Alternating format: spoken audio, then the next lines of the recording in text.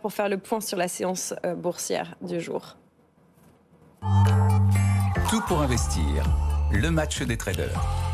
Et ce matin, c'est Antoine Fraisse-Soulier de l'équipe eToro et Romain Daubry de Bourse Direct qui sont avec nous. Bonjour messieurs.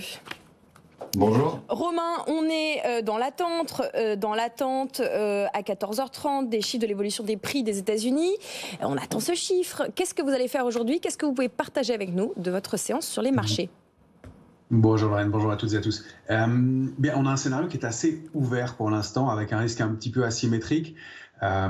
Si on regarde l'intérêt déjà du côté des marchés dérivés et donc sur les futurs, on constate que depuis une dizaine de jours, c'est plutôt les vendeurs qui ont légèrement la main. C'est-à-dire que quand la séance est baissière, le nombre de contrats futurs augmente, signe de pression baissière.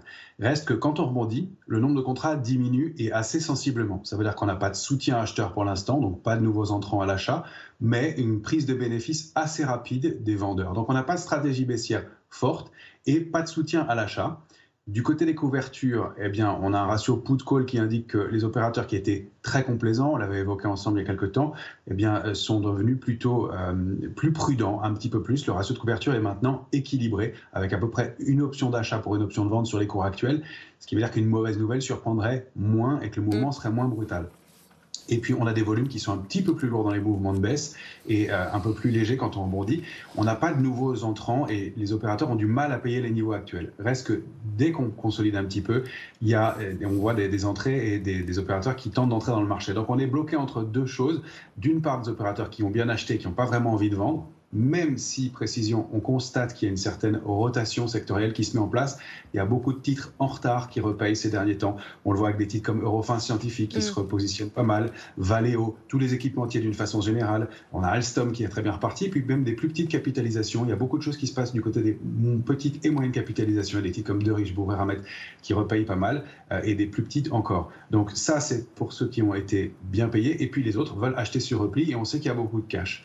Donc il faudrait une nouvelle un petit peu forte pour faire un décalage un peu marqué à la baisse et pouvoir redonner une impulsion. Ce serait le scénario idéal. Pour l'instant, ça n'est pas franchement le cas. Et donc, on est sur l'indice CAC 40, bloqué dans un grand trading range qui est sur le futur CAC 40 échéance avril. Et en bas, 7982. En haut, 8146. On est plutôt du côté de la borne haute de ce trading range pour l'instant. Si on arrive à déborder 8146, on mettrait un terme à la petite impulsion baissière qu'on a connue et on reviendrait en zone de neutralité, donc entre 8146 et 8242. Il faudrait déborder 8242 sur une ou deux clôtures pour réactiver l'impulsion haussière.